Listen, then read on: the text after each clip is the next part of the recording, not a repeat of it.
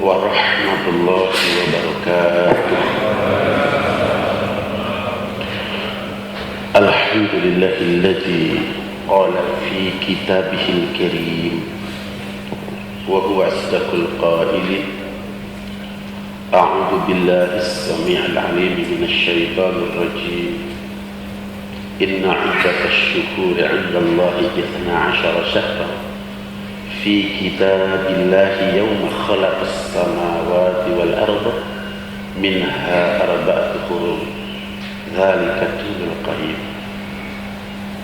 وقال أيضا قال يا بني إني أرى في المنام أني أذبحك فانظر ماذا ترى قال يا أبت افعل ما تؤمر ستجدني إن شاء الله من الصابرين.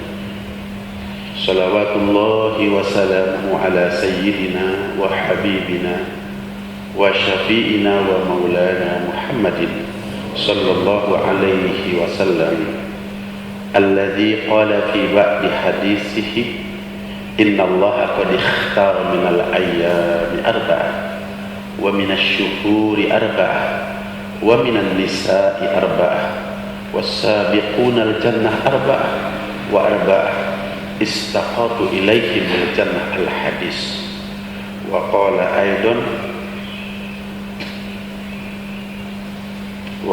aidan man wajada sa'atan falam yudhi fala yaqrabanna musallana. Sadaqallahul azim wa sadaqa rasuluhun nabiyyul karim wa nahnu ala dhalika minasy syahidin wasyakirin. Walhamdulillahi Rabbil Alamin. Para alim ulama, para asatid wal asatidah, para orang tua, para hujjaj, hadirin kaum muslimin wal hadirat kaum muslimat, jamaah salat subuh dan ta'lim subuh di Masjid Al-Hidayah rahimakumullah. Dari hati yang paling dalam, marilah kita bersama-sama memanjatkan puji serta syukur kehadirat Allah Subhanahu wa ta'ala atas anugerah agung, anugerah besar yang Allah Subhanahu wa ta'ala berikan kepada kita pada saat ini. Anugerah apakah itu? Anugerah berupa hidayah taufik. Dengan anugerah hidayah taufik tersebut, kita oleh Allah Subhanahu wa ta'ala dimudahkan untuk melangkahkan kedua belah kaki kita, melanggangkan kedua belah tangan kita, menghadapkan jiwa raga kita dari ujung rambut sampai dengan ujung kaki berada di rumahnya Allah Subhanahu wa ta'ala, tempat yang paling baik di dunia. Khairul biqa masajiduha, sebaik-baik tempat adalah masjid-masjidnya Allah Subhanahu wa ta'ala. Dan kita melaksanakan sholat subuh dengan berjamaah. Sholat di waktu yang paling baik dari 5 waktu sholat yang ditetapkan oleh Allah Subhanahu wa ta'ala, yaitu sholat subuh. Sholat yang memberikan derajat 27 derajat. Sholat yang mendatangkan pahala seolah-olah sholat semalam suntuk. Sholat yang mendapatkan jaminan bahwa sholat itu diterima oleh Allah Subhanahu wa ta'ala. Bahkan 2 rakaat sebelum sholat subuh luar biasa Allah Subhanahu wa ta'ala berikan pahala. Rakaatil fajri khairun minad dunya wa ma fiha. 2 rakaat sebelum sholat subuh Allah berikan pahala lebih besar daripada dunia dan seisinya. Bahkan hadis berikutnya menyampaikan man sholal bardain dakhalal jannah. Barang siapa yang sholat di 2 tepi dingin, ia wajib mendapatkan surganya Allah Subhanahu wa ta'ala. Sholat asar dan sholat subuh. Kalau kemarin kita sholat asar dengan berjamaah, sekarang kita sholat subuh dengan berjamaah. Rasulullah SAW bersabda dakhalal jannah. Abah sering ulang-ulang bahwa dakhala itu kalimat fi'il madhi. Artinya yang kemarin orang melaksanakan sholat asar dengan berjamaah dan saat ini melaksanakan sholat subuh dengan berjamaah, dakhalal jannah, ia telah masuk surga. Padahal kita satu orang pun belum masuk surga, karena mereka yang masuk surga itu harus meninggal dunia dulu, kiamat harus terjadi dulu, baru kita dimasukkan ke dalam surga oleh Allah Subhanahu wa Ta'ala. Kita belum meninggal dunia, hari belum kiamat, tapi kita sudah dinyatakan masuk ke dalam surganya Allah Subhanahu wa Ta'ala. Ulama katakan ini adalah kalam balik, saking pastinya orang yang sholat asar dengan berjamaah, orang yang sholat subuh dengan berjamaah masuk ke dalam surganya Allah Subhanahu wa Ta'ala, seolah-olah ia telah masuk surga. Semoga Allah Subhanahu wa Ta'ala istiqomahkan kita sholat 5 waktu berjamaah, terutama sholat asar dan sholat subuh. Bahagia Abah, barusan Abah pas masuk karena sedikit agak terlambat, tapi tidak ketinggalan takbiratul ula. Ini masjid kita sampai ke belakang, alhamdulillah. Taunya jaraknya memang di jarang-jarang begitu. Rupanya jamaahnya itu juga karena jaraknya di jarang-jarang sehingga sampai ke belakang. Ini cita-cita DKM di sini, bah, nanti sholatnya pengen ke belakang. Sekarang gara-gara corona kita ke belakang, alhamdulillah. Jadi corona ini membawa berkah buat al-hidayah, alhamdulillah. Hadirin kaum muslimin wal hadirat kaum muslimat rahimakumullah. Bersyukur lagi kita kepada Allah Subhanahu wa Ta'ala. Allah pilih kita sehingga kita diberikan kesabaran, kekuatan untuk memperpanjang iktikaf kita, insya Allah sampai dengan waktu isya. Luar biasa, hanya 2 rakaat sholat isya Allah berikan pahala, seolah-olah kita ibadah haji, seolah-olah kita ibadah umrah, tamatin, diulang sempurna. Padahal kalau kita ingin mendapatkan ibadah haji, kita harus keluar uang, kita harus sehat, kita harus punya waktu yang baik. Ibadah umroh juga demikian. Tapi karena begitu hebatnya waktu subuh yang diberikan hadiah oleh Allah Subhanahu wa Ta'ala kepada hamba, hanya dengan 2 rakaat sholat isyraq Allah Subhanahu wa Ta'ala berikan pahala seolah-olah kita haji, seolah-olah kita umroh, sempurna.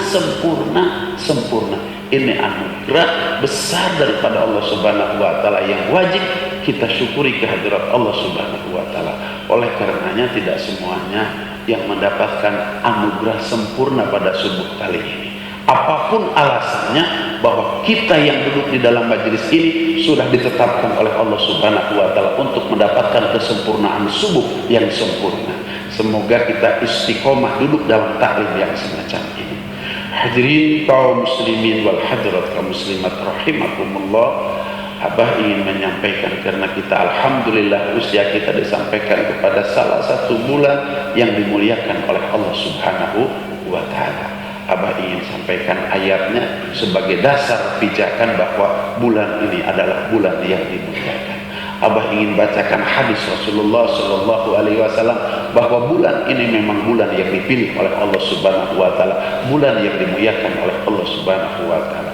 14,5 abad yang silam Allah Subhanahu wa Ta'ala turunkan ayat melalui malaikat Jibril alaihissalam kepada baginda Nabi besar Muhammad sallallahu alaihi wasallam. Ayat yang berbunyi, a'udzubillahi minasyaitonir rajim, inna 'iddatasy syuhur 'indallahi 12 syahran fi kitabillahi yauma khalaqas samawati wal arda minha arba'atun hurum.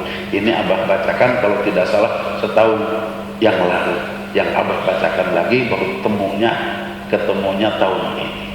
Inna iddatasy syuhuri, sesungguhnya hitungan bulan, indallahi di sisi Allah, 12 syahran adalah 12 bulan. Yauma khalaqas samawati wal arda, 12 bulan itu ditetapkan oleh Allah Subhanahu wa Ta'ala pada usai Allah Subhanahu wa Ta'ala menciptakan 7 lapis langit dan 7 lapis bumi. Minha arba'atu hurum, dari 12 bulan yang diciptakan oleh Allah Subhanahu wa Ta'ala ada 4 bulan yang dimuliakan oleh Allah Subhanahu wa Ta'ala. Minha arba'atu hurum, Dari 12 bulan yang diciptakan oleh Allah Subhanahu wa taala, ada 4 bulan al-hurum yang dimuliakan. Makna al-haram di dalam kaidah lughah al-arabiyah, apabila dihubungkan dengan tempat atau apabila dihubungkan dengan waktu, makna haram berubah menjadi al-qiram. Ini ketetapan kaidah lughah al-arabiyah. Masjidil Haram, masjid itu nama tempat, al-haram haram. Tapi karena al-haram dihubungkan dengan tempat, maka maknanya berubah, bukan Masjidil Haram tapi Masjidil Qiram, masjid yang mulia. Kalau Masjidil Haram maknanya masjid yang haram, kita tidak boleh ke sana, haram. Tapi karena berdasarkan kaidah lughah al-arabiyah, setiap kata-kata haram dihubungkan dengan tempat berubah mana menjadi al-qiram, maka Masjidil Haram maknanya menjadi masjid yang mulia. Saking mulianya itu masjid, maka kampung yang dimana masjid itu ada di sana turut dimuliakan oleh Allah Subhanahu wa ta'ala. Karena masjid itu berada di Mekah, maka Mekah yang dulunya tempat carut marut penyembahan terhadap berhala, karena di situ berdiri sebuah masjid yang disebut dengan, dinamai dengan Masjidil Haram, masjid yang penuh dengan kemuliaan, maka Makkah turut mulia dengan adanya masjid di situ. Makkah menjadi Makkah al-Mukarramah, Makkah yang penuh dengan kemuliaan. Kemudian yang kedua, kata-kata al-haram apabila dihubungkan dengan waktu. Syahrul Haram, bulan yang haram, maknanya berubah karena dihubungkan dengan waktu menjadi Syahrul Mukarram, bulan yang dimuliakan. Minha arba'atu hurum, dari 12 bulan yang diciptakan oleh Allah Subhanahu wa taala, ada 4 bulan al-hurum, 4 bulan yang dimuliakan. Kemudian bagaimana kita untuk mengetahui 4 bulan yang dimuliakan oleh Allah Subhanahu wa taala, yang difirmankan oleh Allah Subhanahu wa taala dalam Al-Qur'an? Maka akan ketemu lewat penjelasan hadis baginda Nabi besar Muhammad sallallahu alaihi wasallam. Ini namanya tafsirul Quran bil hadis, menafsirkan Al-Quran dengan hadis. Seperti yang Abah pernah sampaikan, apa Al-Quran itu dan apa hadis itu. Al-Quran adalah yang materinya dari Allah Subhanahu wa taala, juga redaksinya dari Allah Subhanahu wa taala. Sedangkan al-hadis materinya dari Allah Subhanahu wa taala, redaksinya dari baginda Nabi besar Muhammad sallallahu alaihi wasallam. Apa yang menjadi dasar bahwa setiap hadis baginda Rasulullah sallallahu alaihi wasallam materinya dari Allah Subhanahu wa taala, sedangkan redaksinya dari baginda besar Muhammad sallallahu alaihi wasallam? Yuk baca ayat Al-Qur'an. A'udzu billahi minasyaitonir rajim. Wa ma yantiqu 'anil hawa in huwa illa wahyu yuha. Yang artinya wa ma, dan tidaklah, yantiqu Muhammad berbicara, 'anil hawa, yang keluar dari dirinya, dari kehendak diri. In huwa illa wahyu yuha, akan tetapi Muhammad berbicara dari wahyu yang diwahyukan oleh Allah Subhanahu wa taala. Materinya datang daripada Allah, redaksinya dihantarkan oleh lisan baginda Rasulullah sallallahu alaihi wasallam. Yang ingin Abah bacakan bahwa Allah Subhanahu wa taala berfirman, dihantarkan oleh lisan Rasul sallam, bahwa 4 bulan yang dimuliakan oleh Allah Subhanahu wa taala itu bulan apa saja. Rasulullah menyampaikan dalam hadis yang sangat panjang, innallaha qad ikhtara minal ayyami arba'ah wa minasy syuhuri arba'ah wa minan nisa'i arba'ah wasabiquna al-jannah arba'ah wa arba'ah istaqatu ilaihimul jannah. Hadisnya masih panjang, ini potongan hadis. yang pentingnya saja Abah baca. Sesungguhnya Allah Subhanahu wa Ta'ala, sabda baginda besar Muhammad SAW, telah memilih dari hari-hari yang diciptakan oleh Allah Subhanahu wa Ta'ala, ada 4 hari yang dimuliakan. Dari bulan-bulan yang dimuliakan oleh Allah Subhanahu wa minasyuhuri arba'ah, Allah memuliakan 4 bulan. Wa minan nisa'i arba'ah, dari sekian jumlah wanita yang diciptakan oleh Allah Subhanahu wa Ta'ala, ada 4 wanita yang dimuliakan. Dari sekian jumlah umat manusia, dari Nabi Adam alaihissalam sampai dengan manusia yang terakhir nanti besok di hari kiamat, setelah baginda Rasulullah terlebih dahulu masuk ke dalam surganya Allah Subhanahu wa Ta'ala, ada 4 orang yang diabsen terlebih dahulu oleh Allah Subhanahu wa Ta'ala masuk ke dalam surganya Allah Subhanahu wa Ta'ala. Dan kita semua akan nonton bahwa 4 orang itu setelah Rasul diabsen oleh Allah Subhanahu wa Ta'ala, pulan bin pulan, pulan bin pulan, pulan bin pulan, pulan bin pulan, ada 4 orang sabiqunal jannah. Dan yang terakhir, yang kelima, tidak ada yang keenam, begitu ada 4 orang yang dirindukan oleh surganya Allah Subhanahu wa Ta'ala. Mudah-mudahan kita yang duduk dalam majlis yang sangat mulia ini menjadi bagian orang yang dirindukan oleh surganya Allah Subhanahu wa Ta'ala. Amin ya Allah ya Rabbal. Kita kembali, wa minasyuhuri arba'ah. Allah Subhanahu wa Ta'ala telah memilih dari 12 bulan, ada 4 bulan yang dimuliakan oleh Allah Subhanahu wa Ta'ala. Bulan apa sajakah itu? Rasulullah meneruskan sabdanya, Ar-Rajab wa salasatun mutawalliyah. Yang pertama adalah bulan Rajab, dan 3 bulan berikutnya adalah bulan yang berturut-turut Dzulqa'dah, Dzulhijjah, dan Muharram. Ada berapa?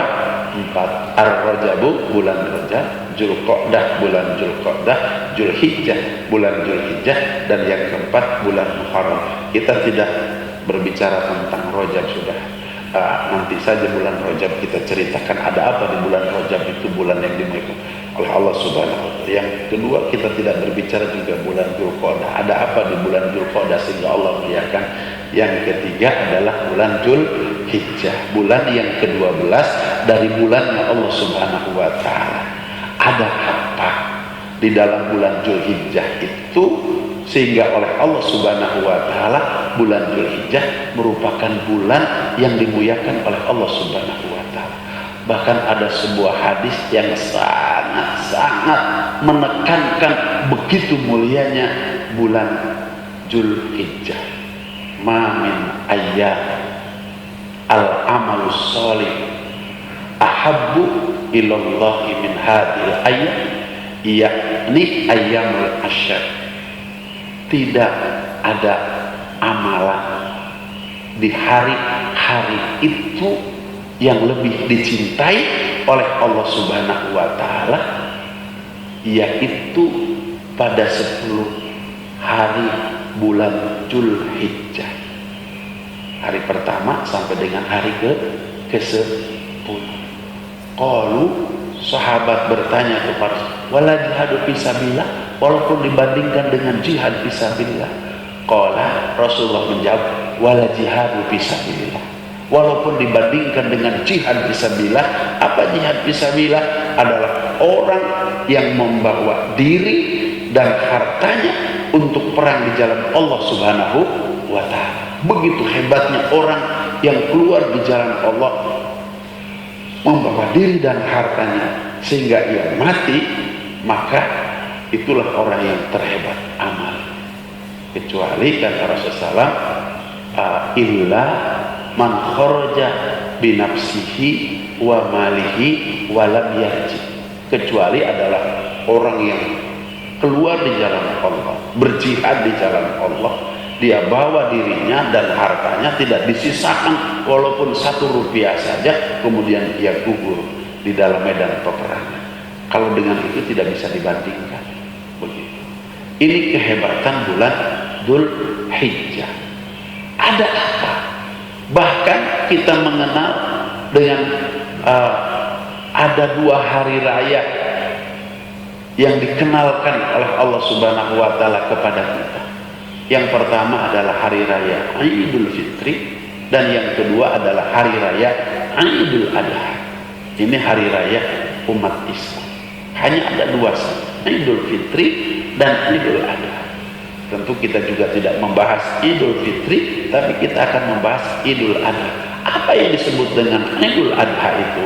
Idul Adha dulu pernah Abah di sini khutbah Idul Adha, ini juga pernah disampaikan. Idul Adha itu bahasa Arab, bahasa Indonesianya terjemahannya adalah Id kembali.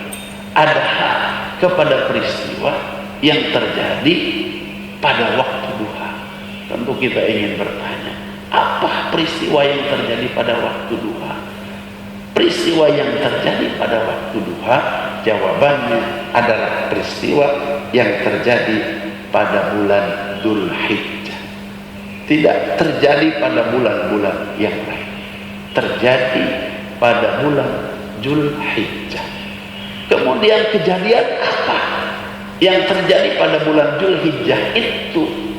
Kejadian yang menimpa daripada keluarga Nabi Ibrahim alaihissalam.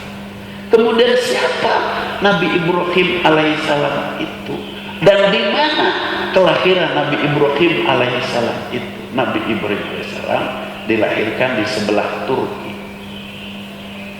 Kemudian negaranya pada saat itu dipimpin oleh seorang raja yang bernama Namrud. Ayah daripada Nabi Ibrahim bernama Azar. Profesi ayah Nabi Ibrahim itu ahli pembuat patung, pembuat berhala yang dibuat dari kayu, dari batu, dari emas, dari perak, dari perunggu, harganya mengalahkan kendaraan Rolls Royce. Mereka yang beli patung mahal, itulah yang menjadi sebuah kebanggaan mereka pada saat itu. Dan tokonya, pabriknya dimiliki oleh seorang yang bernama Adam. Adam itu ayah daripada Nabi Ibrahim alaihissalam. Suatu ketika Adam sakit, Nabi Ibrahim diberikan kepercayaan oleh ayahnya untuk menunggu daripada toko patung tersebut, toko berhala tersebut. Nabi Ibrahim alaihissalam, Nabi yang oleh Allah Subhanahu wa Ta'ala, setiap Nabi itu dibimbing. Bila sebelum menjadi Nabi, atau bahasa agamanya dimaksum, sebelum jadi Nabi, maksum itu dengan irhas namanya. Artinya seorang Nabi dan seorang calon Nabi tidak akan pernah melakukan kesalahan, dibimbing oleh Allah Subhanahu wa Ta'ala. Sebelum jadi Nabi, bimbingan Allah Subhanahu wa Ta'ala namanya irhas. Setelah jadi Nabi, bimbingan Allah Subhanahu wa Ta'ala namanya wahyu. Dan ada yang lebih tinggi daripada wahyu adalah mukjizat. Jadi tidak ada seorang calon Nabi, apalagi sudah jadi Nabi, yang sesat, yang punya kekurangan sedikit pun. Dia dibimbing oleh Allah Subhanahu wa Ta'ala, tergolong Nabi Ibrahim alaihissalam.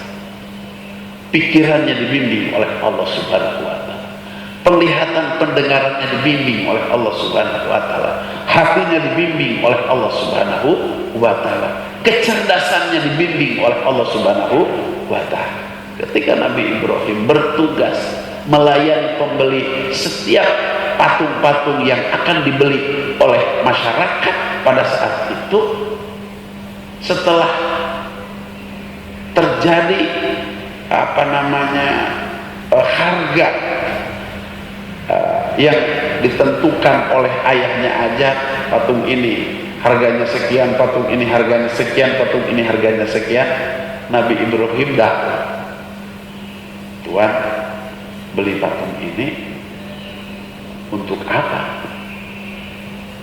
Ya untuk disembah. Kemudian ketika disembah, patung ini memberi apa? Nggak beri apa-apa. Lantas beli patung mahal-mahal, disembah nggak memberikan apa-apa, ngapain? Kata yang beli patung, iya juga ya, mahal-mahal beli patung, kemudian tidak ada manfaat, nggak jadi. Seminggu diberikan kepercayaan kepada Ibrahim alaihissalam, itu toko bapaknya sebegitu banyaknya yang membeli, karena setiap transaksi didakwahi oleh Nabi Ibrahim alaihissalam, nyaris tidak ada satu patung pun yang laku.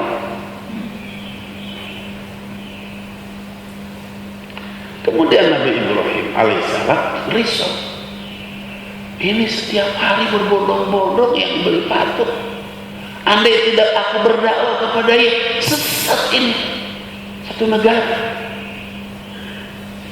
bahaya, akidah umat rusak.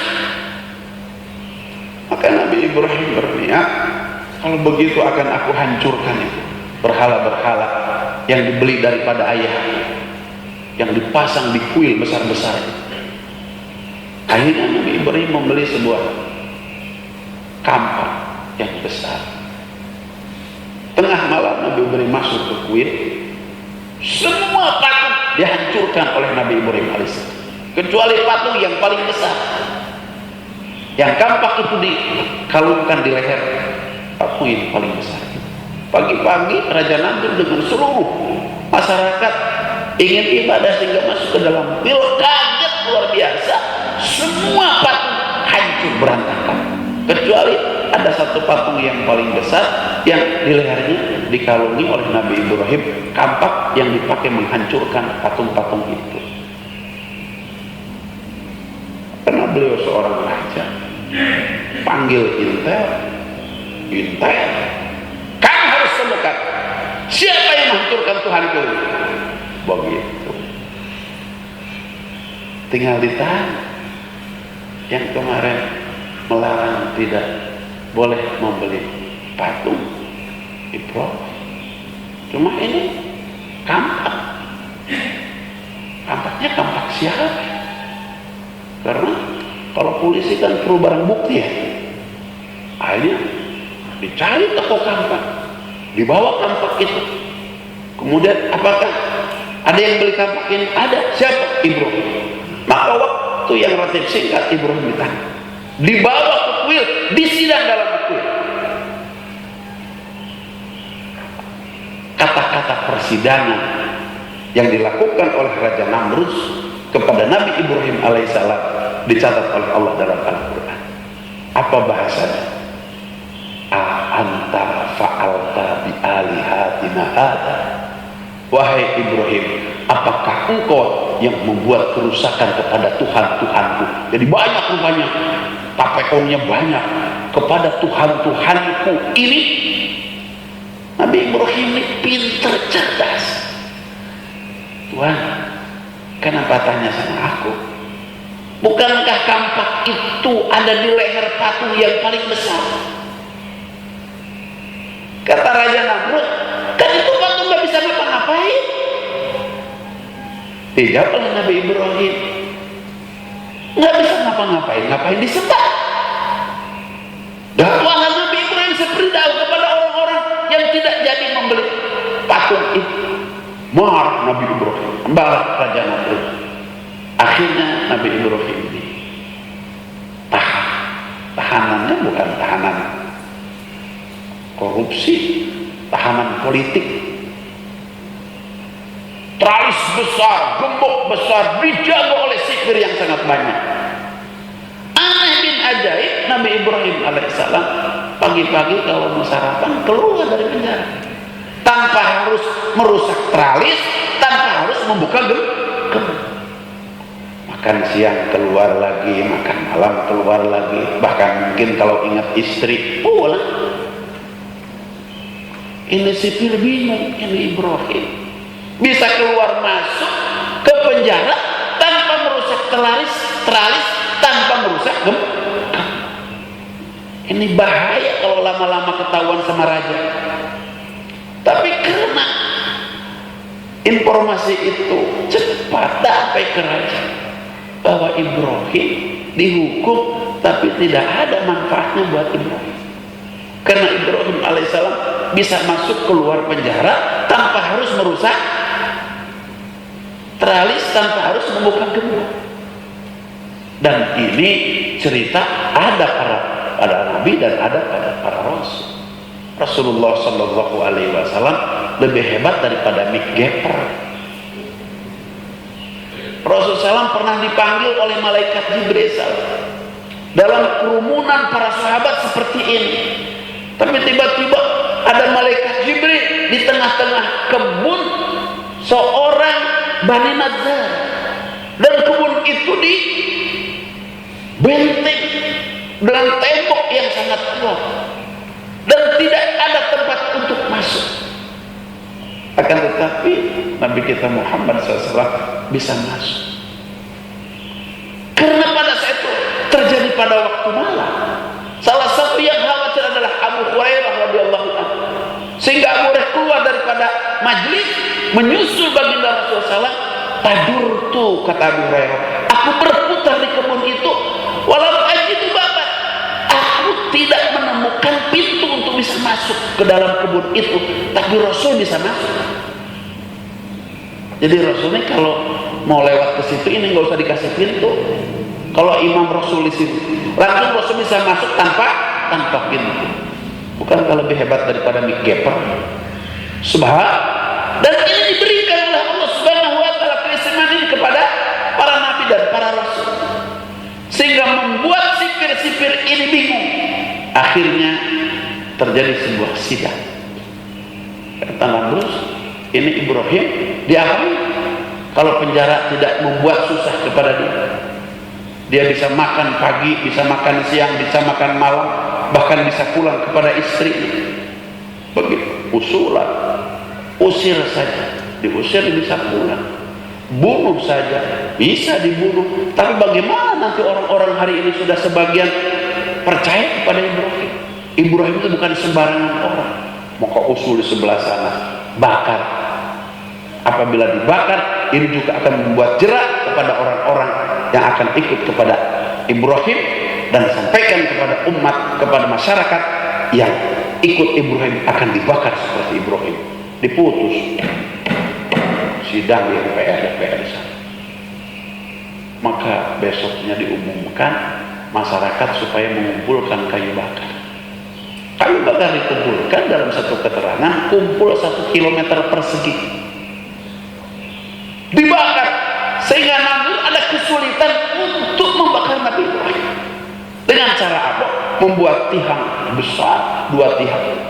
Kalau sekarang ketepel, tapi ketepel kita kan kecil, tapi ketepel Raja Namrud gede, sehingga Nabi Ibrahim ditarik pakai ketepel, dilempar dalam keadaan api yang menyala kurang lebih 1 kilometer.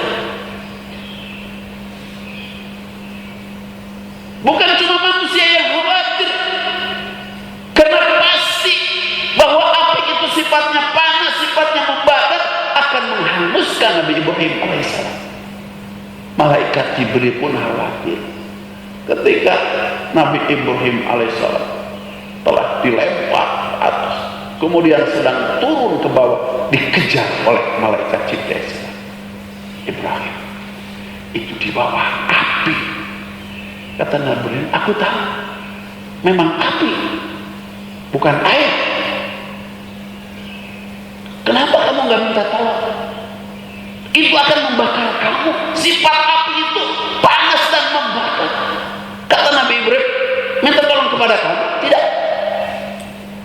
Artinya di pikiran Nabi Ibrahim, malaikat Jibril itu menawarkan jasa kepada Nabi Ibrahim alaihissalam untuk memberikan pertolongan, karena malaikat Jibril mampu memberikan pertolongan kepada Nabi Ibrahim alaihissalam, tinggal diambil, dibawa, sehingga keluar kata-kata daripada malaikat Jibril alaihissalam, kalau kamu tidak mau minta tolong kepadaku, kamu minta tolong kepada Allah. Ini akidah daripada Nabi Ibrahim alaihissalam. Ini belajar besar buat kita. Kata Nabi Ibrahim, Ini juga perjalanan yang telah dibuat dan diskenario oleh Allah Subhanahu wa Ta'ala. Aku akan ridho saja kepada apa yang Allah takdirkan kepadaku. Kalau Allah Subhanahu wa Ta'ala takdirkan kepadaku, aku harus mati di dalam kobaran api, aku ridho dengan ketentuan Allah Subhanahu wa Ta'ala. Aku serahkan aku kepada Allah Subhanahu wa Ta'ala. Sebab ini akidah yang dimiliki oleh Nabi Ibrahim alaihissalam. Maka kira-kira 10 meter lagi jatuh kepada kobaran api, malah malaikat Jibril yang ditugaskan oleh Allah Subhanahu wa Ta'ala. Kata Allah Subhanahu wa Ta'ala, Jibril, bawa surat daripadaku kepada siapa? Nabi Ibrahim alaihissalam. Sampaikan kepada dia, kul, katakan, ya nar, wahai api, kuni, jadilah engkau untukku bardan, dingin, wassalamun ala Ibrahim, dan selamat bagi Ibrahim. Sebab Nabi Ibrahim jatuh ke kobaran api, api yang sifatnya panas dengan kuasa Allah Subhanahu wa Ta'ala dirubah menjadi dingin, mengalahkan dinginnya Masjid Jami Al-Hidayah. Subhanallah. Dingin, saking dinginnya Nabi Ibrahim alaihissalam tidur, ditengok oleh malaikat Jibril. Ibrahim, dingin. Ini kuasa Allah Subhanahu wa Ta'ala. Kemudian kata Nabi Ibrahim, kira-kira ini api matinya berapa lama? Kata malaikat Jibril, kira-kira 40 hari 40 malam. Terus kata malaikat Jibril, kamu bagaimana? Di sini kesel nggak 40 hari 40 malam? Ya tentulah, cuma tidur. Kemudian kata Nabi Ibrahim, yang bisa aku lakukan? Kalau begitu, kamu cocok tanam saja. Karena kamu kan biasa cocok tanam, biasa mengembala kambing, kata malaikat Jibril. Terus kata Nabi Ibrahim, memang ada bibit apa yang bisa panen 40 hari 40 malam?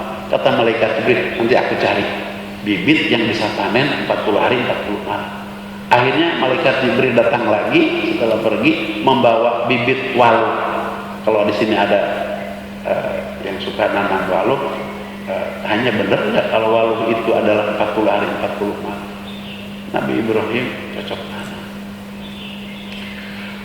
40 hari 40 malam api pada, Nabi Ibrahim panen walu. Raja Namrud ngumpulin seluruh masyarakatnya, ingin membuat masyarakatnya ini agar masyarakatnya ini jerah. Kalau kalian ikut Ibrahim, maka kalian akan seperti Ibrahim. Hancur badan kalian, debu badan kalian seperti hancur jadi debunya badan Ibrahim. Dikumpulkan masyarakat. Tapi apa yang terjadi api pada, Nabi Ibrahim lagi panen walu. Akhirnya masyarakat kan mikir, ini kalau begini Ibrahim bukan sembarang manusia. Apa yang dikatakan bahwa Nabi Ibrahim sebagai Nabi dan Rasul, kalau begitu benar. Sehingga masyarakat terbagi dua. Ada yang 2 periode, ada yang ikut Nabi Ibrahim alaihissalam.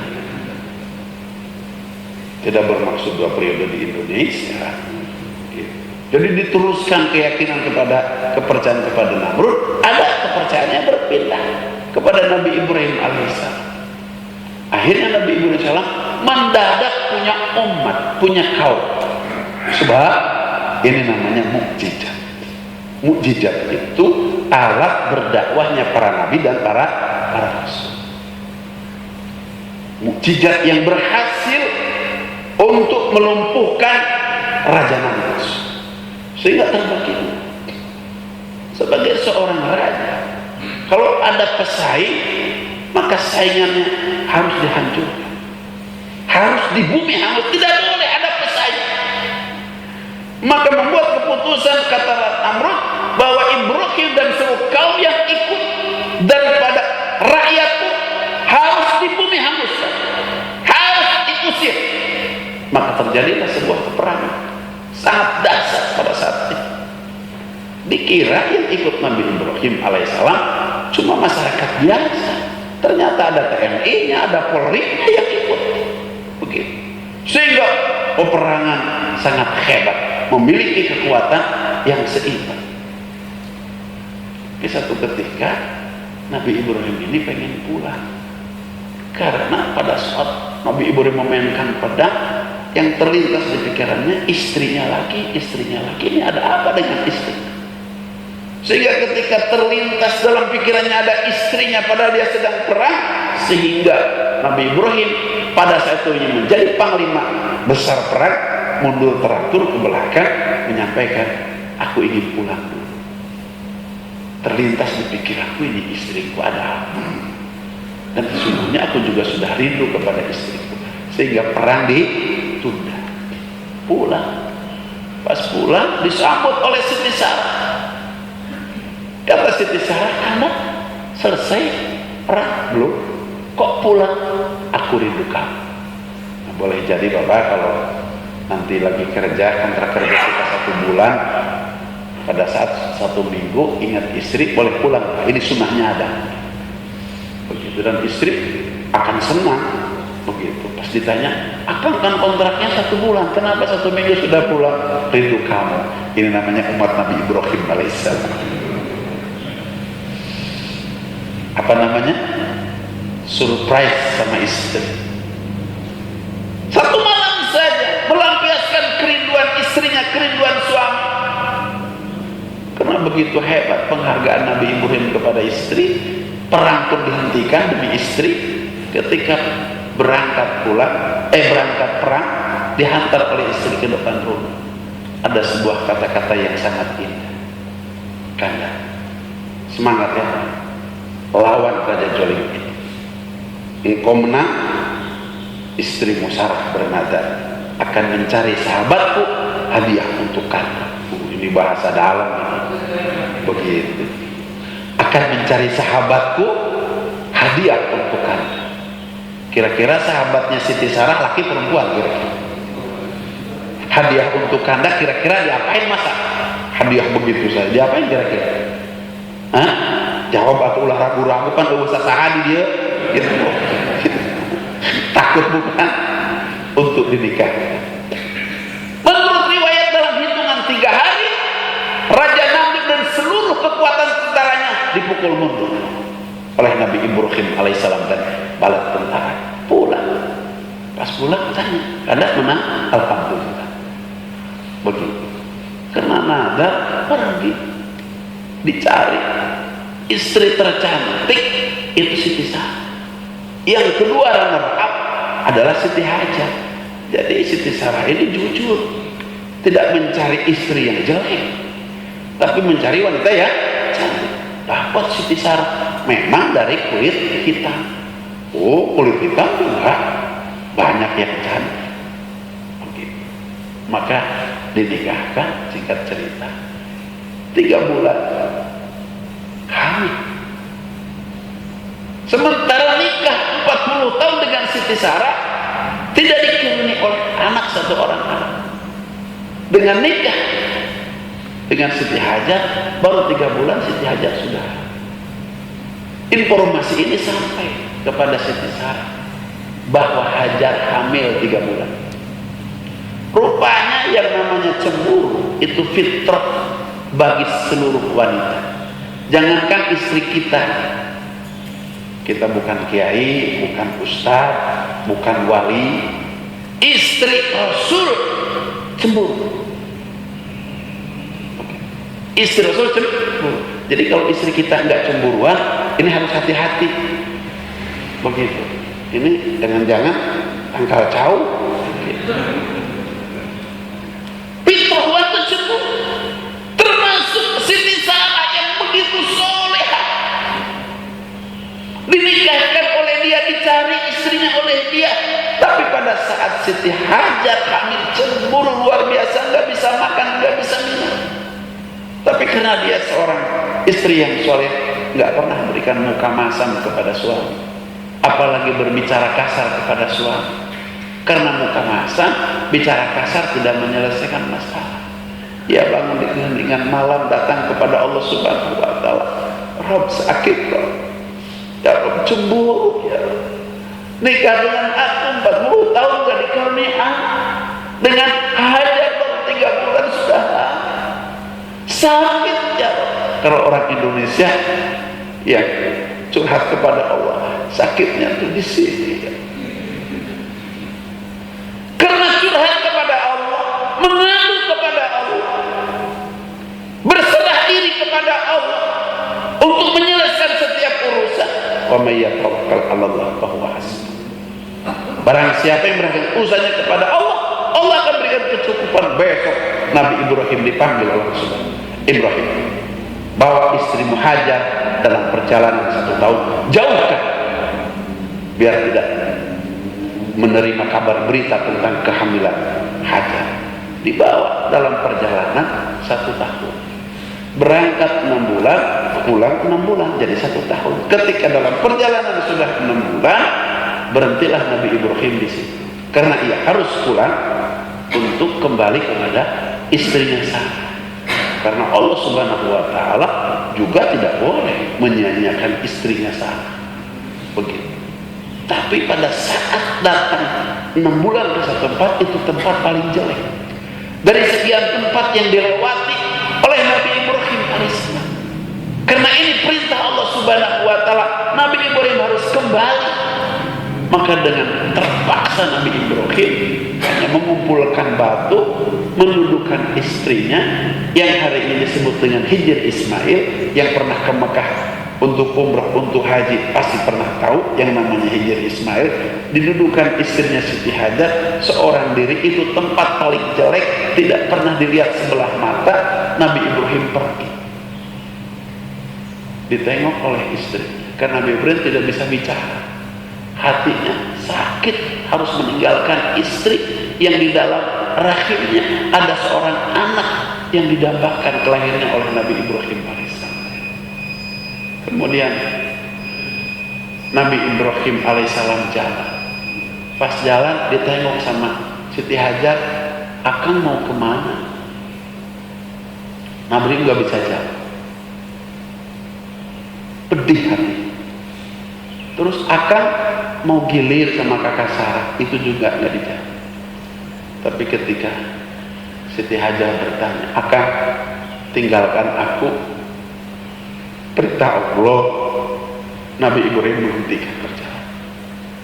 Kemudian datang seraya berkata, "Wahai istri Hajar, siapa yang tidak tega meninggalkan istri di satu tempat yang sangat gersang, batu-batuan, lembah, tidak tumbuh satu pohon pun, tidak ada satu makanan, tidak ada satu air pun. Siapa yang tega? Kalau bukan perintah Allah Subhanahu wa Ta'ala, Hajar, Allah yang perintahkan ini." Seorang wanita salehah, kata Siti Hajar, "Kalau akan tinggalkan aku perintah Allah, tinggalkan saja. Pasti Allah yang akan memelihara aku di tempat ini." Nabi Ibrahim mengangkat kedua belah tangan kepada Allah Subhanahu wa Ta'ala seraya berdoa, "Rabbana inni askantu min zurriyyati biwadin ghairi dzi zar'in inda baitikal muharram. Rabbana liyuqimus sholata faj'al af'idatan minan nasi tahwi ilaihim warzuqhum minats thamarati la'allahum yashkurun." Wahai Rabb kami, aku telah meletakkan sebagian keluargaku, yaitu Hajar dan seorang anak yang masih ada dalam rahimnya Ismail, biwadin ghairi dzi zar'in, dalam satu lembah yang tidak ada pepohonan, tidak ada kehidupan, akan tetapi indah baitikal muharram.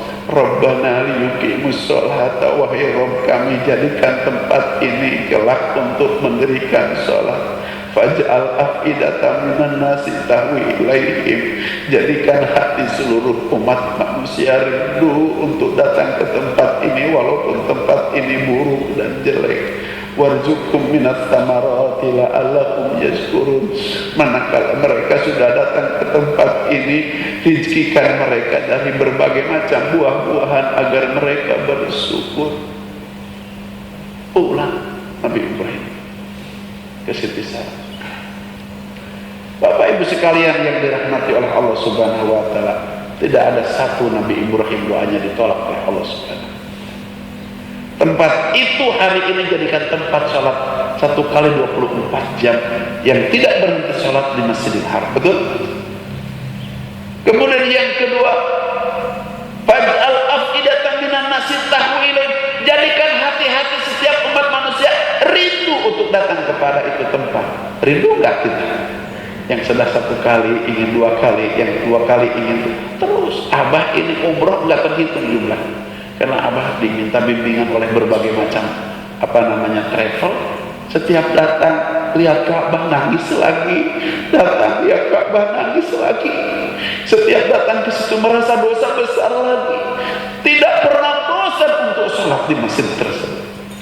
Kemudian doa yang ketiga, warzuqhum minas samarati la'allahum yashkurun, berikan kepada mereka apabila sudah datang ke tempat itu dari buah-buahan, rezeki dari buah-buahan. Itu tempatnya tidak ada yang tumbuh. Jangankan pohon di Indonesia, di Thailand, pohon di Mekah saja kurma di situ nggak tumbuh. Tapi buah-buahan dikirim oleh Allah Subhanahu wa Ta'ala. Jadi kalau ingin makan buah yang paling bagus, ke Mekah. Buah di Indonesia yang paling bagus dikirim ke sana, dari Thailand dikirim ke sana, dari Amerika dikirim ke sana. Doa Nabi Ibrahim didengar oleh Allah Subhanahu wa Ta'ala. Bahkan kalau ingin petai, ingin jengkol, di sana ada. Subhan, tidak ada buah-buahan kecuali kumpul.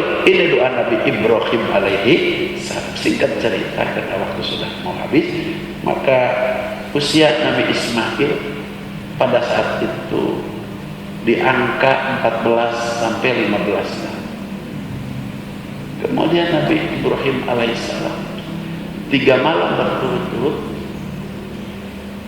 datang dalam mimpi perintah Allah Subhanahu wa Ta'ala untuk menyembelih anak.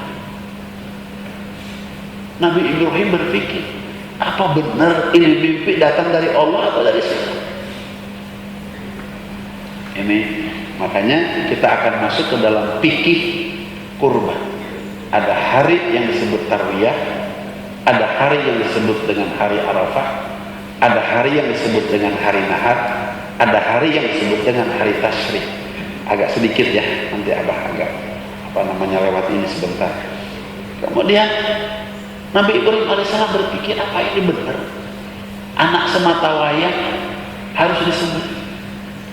Tapi mimpi itu berturut-turut 3 malam. Sehingga Nabi Ibrahim mendapat sebuah keputusan. Oh, ini benar datang daripada Allah. Disebutnya hari Arafah. Kalau hari Tarwiyah itu pada saat Nabi berpikir benar apa enggak? Kalau Arafah itu Nabi Ibrahim sudah mendapat kepastian bahwa ini adalah benar dari Allah Subhanahu wa Ta'ala. Tanggal 10 itu disebutnya hari Nahar, hari penyembelihan Nabi Ismail alaihi salam. Bagaimana cara Nabi Ibrahim alaihissalam memberikan keyakinan itu kepada istri dan anaknya? Cerita dengan istrinya, mimpi di mana Allah memerintahkan harus menyembelih anak. Siti Hajar karena wanita solehah, kalau itu perintah Allah lakukan. Tapi yang berat pada anaknya sendiri. Maka pagi-pagi hari di tanggal 10 Zulhijjah dipanggil Nabi Ismail alaihissalam dengan penuh kasih sayang, diabadikan apa yang pernah disampaikan oleh Nabi Ibrahim kepada anaknya Ismail. Qala ya bunayya inni ara fil manami anni adbahuka fandur madza tara ya abati fa'al ma tu'maru satajiduni insyaallah minas sabirin. Berkata Nabi Ibrahim kepada anaknya, ya bunayya, wahai anakku Ismail sayang, inni ara fil manami anni adbahuka, sesungguhnya bapak engkau diperintahkan oleh Allah Subhanahu wa Ta'ala dalam mimpi 3 malam berturut-turut untuk menyembelih engkau, wahai Ismail. Fandur madza tara, bagaimana Ismail pendapat engkau, anak yang lahir dari bapak yang soleh, dari ibunya yang soleh, maka keluar daripada lisan suci Nabi Ismail alaihissalam, ya qala ya abati al-ma tu'maru satajiduni insyaallah minas sabirin. Menjawab Nabi Ismail, ya abatif al-matu maru, wahai ayah, lakukan apa yang telah Allah Subhanahu wa ta'ala perintahkan kepada ayah. Wa insyaallahu minas sabirin, insyaallah Ismail menerima perintah ini dengan penuh sabar. Subhanallah. Kira-kira kalau bapak panggil anak untuk disembelih, kira-kira bagaimana? Sabar itu dibagi 3. Ada sabar dalam taat, ada sabar dalam musibah, ada sabar dalam maksiat. Ini Nabi Ismail melaksanakan sabar dalam taat kepada Allah walaupun lehernya harus dipotong. Nabi Ibrahim mengambil pedang, diasah, kemudian dibawa Nabi Ismail alaihissalam yang hari ini sebutnya Jabal Qurban. Nanti kalau yang ke Mekah baik umrah maupun haji kita akan ziarah ke Jabal Qurban. Kemudian di situ diikat kaki Nabi Ibrahim, ikat kaki Nabi Ismail, tangan Nabi ditutup karena Nabi Ibrahim takut karena kalau sesuatu yang sudah dipotong kan meronta-ronta, nggak tega kalau sampai seperti itu, maka kemudian dipotong 1 kali tidak mempan, dipotong lagi 1 kali tidak mempan. Nabi Ibrahim berpikir ini yang tumpul pedangnya atau yang kuat leher Ismail. Dicobakan ke batu, begitu batu terbelah dua. Kemudian kata Nabi Ismail, karena tertutup wajahnya, terikat tangan, terikat kaki, ini ayah kenapa jadi berhenti? Maka keluar kata-kata daripada Nabi Ismail alaihissalam, karena dipikir oleh Nabi Ismail alaihissalam, ini ayahnya ragu-ragu. Kata Nabi Ismail, ayah jangan ragu, lakukan, ayo potong. Ismail kan ridho. Kemudian ayah, kenapa kaki Ismail harus diikat? Kenapa ayah tangan Ismail harus diikat? Kenapa ayah wajah Ismail harus ditutup? Ismail ridho. Ayah, bukan ikatan kaki, bukan ikatan tangan, bukan tutup kepala Ismail, bukan. Ismail ridho. Dibuka oleh ayahnya Nabi Ibrahim, ikatan tangan, ikatan kaki, dan wajahnya. Rupanya jeritan Ismail ini didengar oleh Allah Subhanahu wa ta'ala. Kerinduan terhadap perintah Allah Subhanahu wa ta'ala. Langsung Allah Subhanahu wa ta'ala perintahkan malaikat Jibril alaihissalam untuk mengambil seekor kambing dalam surga yang pernah dipakai korban untuk seorang anak daripada Nabi Adam yang diterima korban itulah Habil, maka dibawa ke alam dunia, suruh menggeser leher daripada Nabi Ismail alaihissalam, digantikan dengan seekor kambing. Maka yang dipotong adalah seekor kambing. Nabi Ismail sudah berdiri di sebelah kanan Nabi Ibrahim alaihissalam.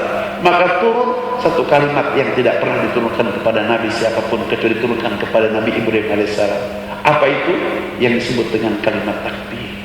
Allahu Akbar, Allahu Akbar, 2 kali asal. Tapi disempurnakan oleh Nabi menjadi 3 kali karena Allah senangnya yang ganjil. Di sini jangan jadi ikhtilaf karena ada yang sebelah sana yang 2 kali, yang di sebelah sini ada yang 3 kali, yang 2 bagus, yang 3 bagus, yang tidak bagus, yang tidak takbir. Allahu Akbar, Allahu Akbar, Allahu Akbar. Itu malaikat Jibril disambut oleh Nabi Ibrahim alaihissalam. La ilaha illallah huwallahu akbar. Disambut lagi oleh Nabi Ismail, Allahu Akbar walillahil hamd. Insyaallah nanti malam tanggal 10 Zulhijjah renungi ini hikayat, teteskan air mata. Begitu. Untuk mengumandangkan kalimat takbir. Jadi takbir itu bukan ada pada Idul Fitri, tapi takbir ini datangnya pada Idul Adha. Kemudian sayap malaikat Jibril dibuka menaungi perjalanan pulang Nabi Ibrahim alaihissalam, Nabi Ismail alaihissalam yang ingin segera melaporkan kejadian kepada istrinya yang sedang duka. Siti Hajar, anak semata wayang, dilahirkan dalam susah payah, harus disembelih. Tapi ketika datang, apa yang terjadi? Bahagia yang sangat luar biasa. Bapak Ibu sekalian, kalau pada saat itu yang disembelih Nabi Ismail alaihissalam, mau tidak mau kita sekarang Setiap pada tanggal 10 Dzulhijjah kita musyawarah dengan istri kita, yang punya anak 4, yang punya anak 5, yang punya anak 10. Mah, kira-kira yang dipotong anak kita yang mana? Oleh karena pengorbanan Nabi Ibrahim alaihissalam, pengorbanan Siti Sarah, Siti Hajar, dan pengorbanan Nabi SAW, Allah ganti dengan seekor kambing. Apa artinya? Walaupun kita sekarang memotong seekor kambing, tapi pahala yang akan diberikan pengorbanan kita seolah kita mengorbankan seorang anak. Oleh karena Rasulullah bersabda dalam salah satu hadisnya, man wajada sa'atan falam yudhi fala yaqrabanna musalla.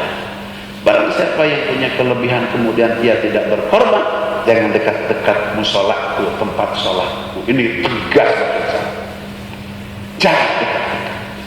Begitu. Abah pernah ngaji hadis ini di depan ayah Abah. Ayah Abah mensarahi man wajada sa'atan falam yudhi fala yaqrabanna musalla. Disebut wajada sa'atan, punya sawah bisa dijual untuk beli kambing, jual. Tidak punya sawah, punya halaman rumah bisa dijual untuk beli kambing buat kurban, jual.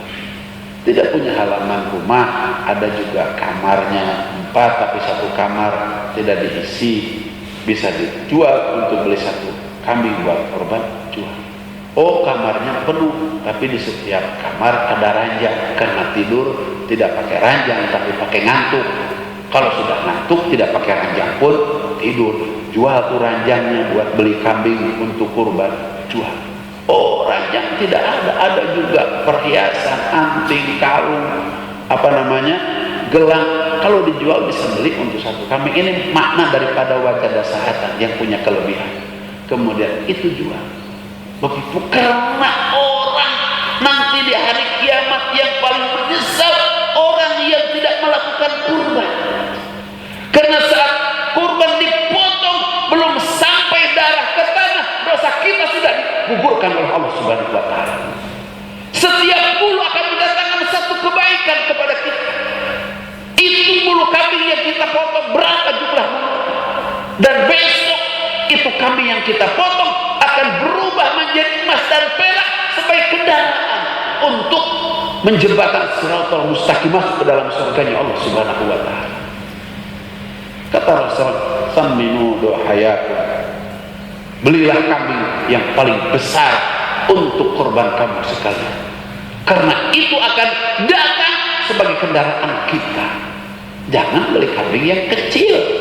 Nanti bangunnya malu. Pas di akhirat dalam mahsyar ada kambing kecil. Beli yang besar.